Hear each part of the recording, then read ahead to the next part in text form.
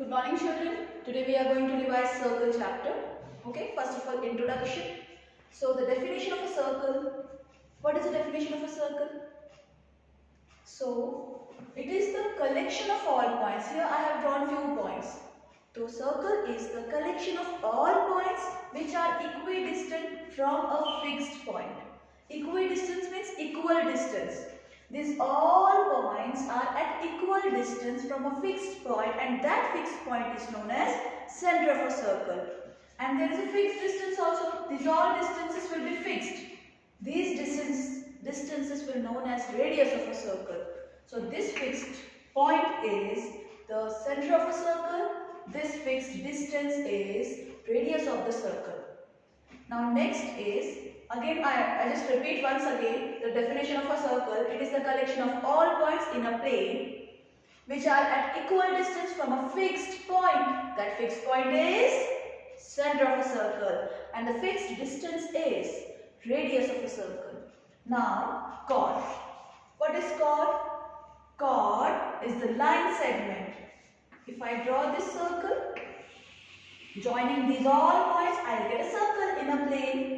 Now, if I take any 2 points on the circle and join it, if I take any 2 points on the circle and join it, then I will get a chord of a circle.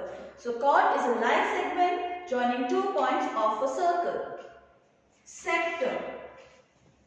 So, sector is the region. Sector is the region between two radii and the arc. Arc, you know, when bangles, like the parts of the bangles are known as arc. You can say like this. The parts which are broken can be considered as arcs. So here this is the arc. Since it is smaller, lesser. So I can say this one is the minor arc. This PQ is the minor arc, and the major arc will be like this. This one is the major arc because it is bigger. So this is PQ minor arc, this one is the major arc.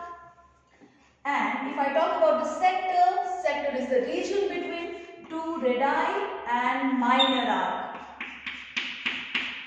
The shaded portion is the center of a circle. When you cut the cake, a circular cake, with the help of knife, so the shape of the cake piece is a sector. So I can say sector is the region between two radii and minor arc, which is known as minor sector, and the region between two radii and major arc.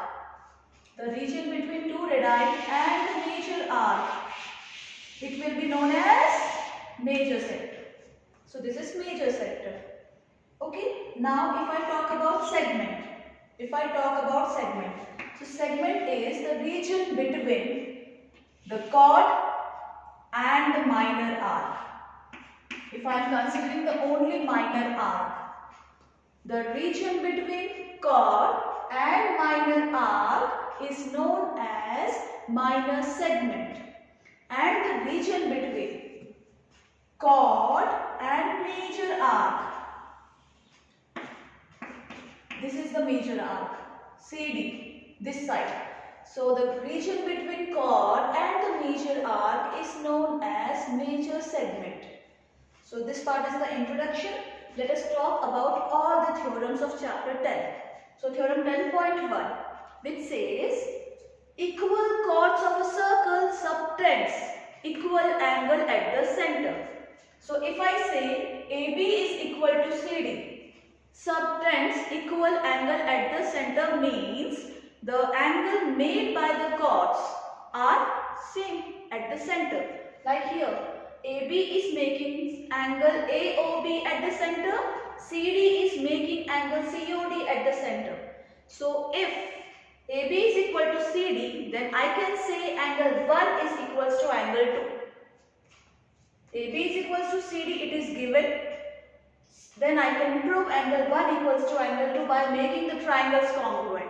So theorem 10.1 says that equal chords are equidistant, equal chords subtends equal angle at the center. Now if I talk about theorem 10.2, 10.2 is just a converse of 10.1. So just converse of 10.1, converse means just opposite. Here I said ki chords are equal, now angles are equal. Now if angles are equal in 10.2, which is the converse of 10.1, so here the angles are equal, angle 1 is equal to angle 2, means the angles subtended by the chords at the center are equal, then I can definitely say the chords are equal. So 10.2 is the converse of 10.1. Now theorem 10.3. Here 10.3 says a perpendicular line drawn from the center bisect the chord. Means here you are given with OM perpendicular to AB. It is given. Then definitely you can say this line bisected the chord AB. It means AM equals to MB. So OM is perpendicular to AB. Therefore you can say AM equals to MB by theorem 10.3. Very important theorem. Now next is 10.4 theorem, which is just the converse of 10.3, means opposite of 10.3.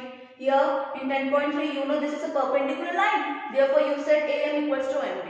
But now in theorem 10.4 you are given with AM equals to BM. It means if the chords are bisected by a line, then that line will be a perpendicular line. Like the chord is bisected. So AB is bisected. It will be given in theorem 10.4. AM equals to MB. Then you can say OM is perpendicular to AB by theorem 10.3. So now we have done 10.1, 10.2 which are converse of each other. Then 10.3, 10.4 which are converse of each other. Now we will discuss the remaining theorems one by one.